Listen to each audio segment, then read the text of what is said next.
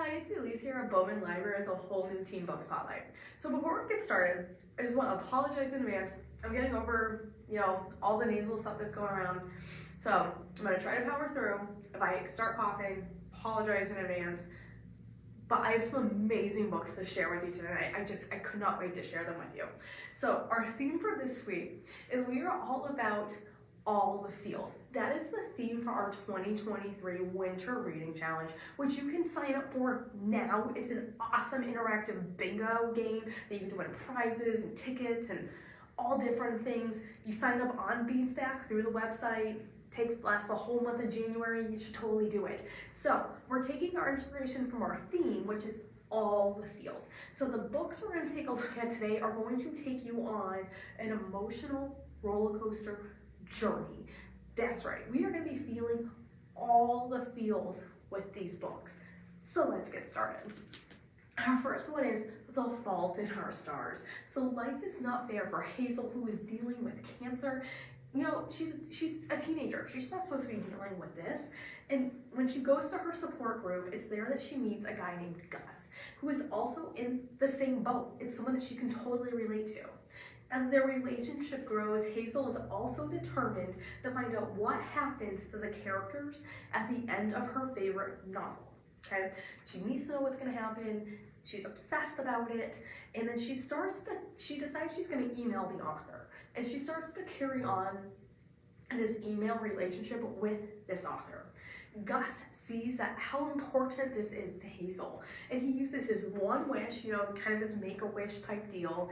He uses his one wish to have both of them, him and Hazel, to go to Amsterdam, which is in Europe, the country, to meet this author. But things do not go as planned. Now, Hazel and Gus, through this experience, grow closer than ever, and the two of them learn about life, love, and loss in ways they never could have imagined or predicted. This heartbreakingly real novel is one that you'll want to read more than one time. The movie was actually a pretty good adaptation as well.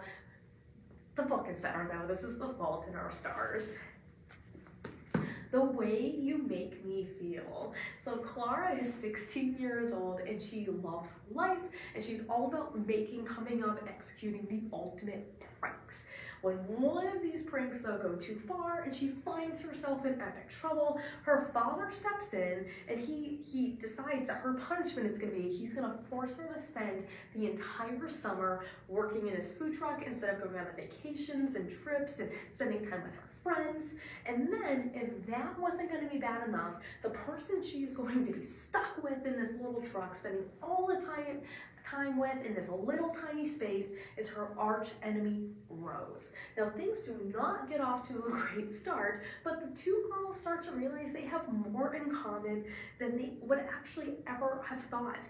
And as the summer progresses, they start to see themselves as friends. This amazing, humorous summer story is filled with friendship, family. There's even a little bit of romance. It is a fun read because, again, not every emotion has to be sad. It's all good to feel happy and laugh and all that type of stuff. This is what this book will do. The Way You Make Me Feel. The Poet X.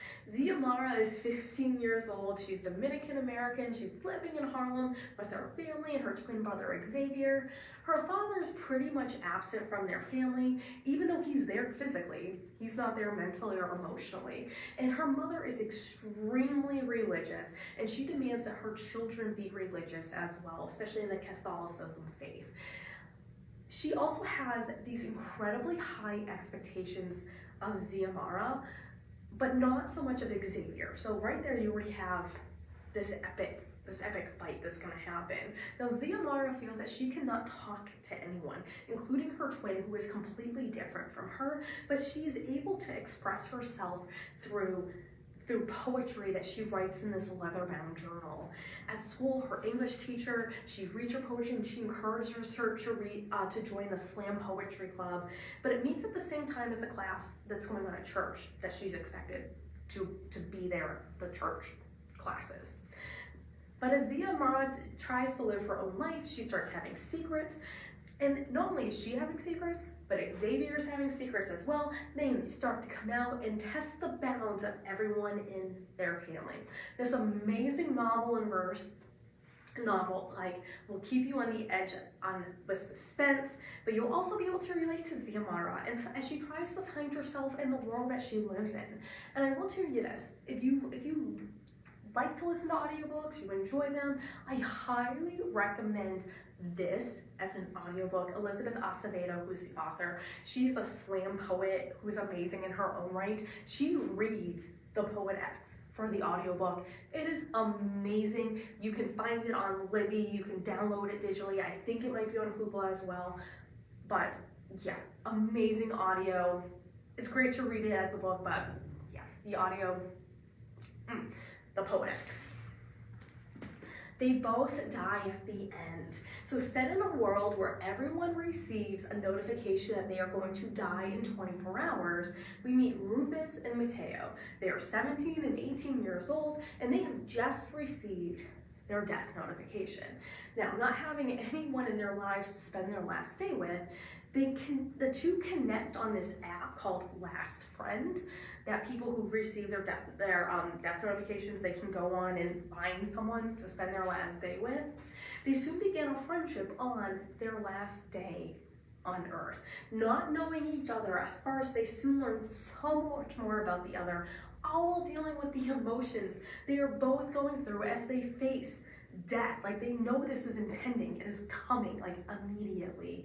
Told through both of their points of view, you will love these main characters. You'll be wondering what you would do if you knew you had 24 hours left to live. Completely heart-wrenching. A couple months ago, the prequel came out. I will tell you, you probably do need to read They Both Die at the End first in order for the prequel to make way more sense, but it is out as well, so you might want to check that one out when you get this one, because when you get to the end of this one, you're gonna need more story. They both die at the end. Goodbye Days by Jeff Zedner. I love this author. He has quietly woven his way into one of my favorite authors, contemporary authors. Amazing. All of his works I highly recommend, especially Serpent King. But Goodbye Days, love this one. So all Carter did was send a text message to his three best friends, wondering when they were going to pick him up as they were driving to his house.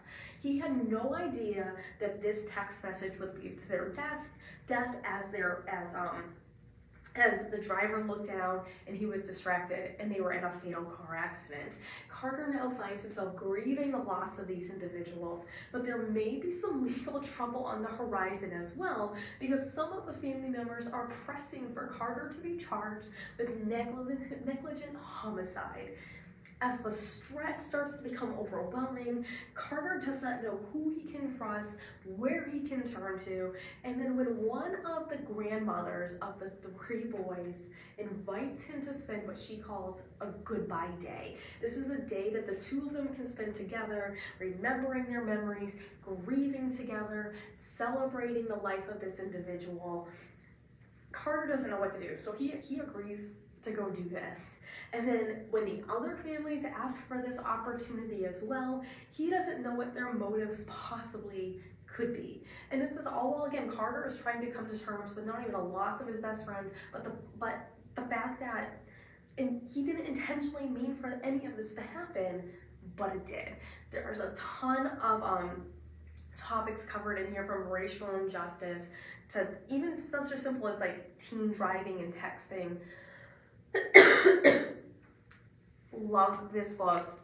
Again, Jeff Zedner, an amazing author. His newest one, In the Wild Light, was one of my top reads of the year. Read all stuff. Goodbye Days. Our last one is Before I Fall. So this is Groundhog Day meets Mean Girls. When we meet Samantha Kingston, she has worked her way up the popularity ladder, and now she is a senior at the top along with her three best friends. It is on Valentine's Day, though, she finds herself driving home from a wild party, and the last thing that she expects to be in is a fatal car accident. And But here's the kicker. It's not really the end for Samantha. Instead, she finds herself waking up at the beginning of this fateful day to live it again. 7 times, in fact, and she soon finds that she's able to make different choices with each interaction and experience that she has throughout this day. At first, she realizes that she can do whatever she wants. There are no consequences, and she makes choices she would never make in real life. But she then quickly realizes, understands that she also has the ability to make choices that could possibly change the outcome of that fateful night. And while she cannot change others, she has the ability to change herself.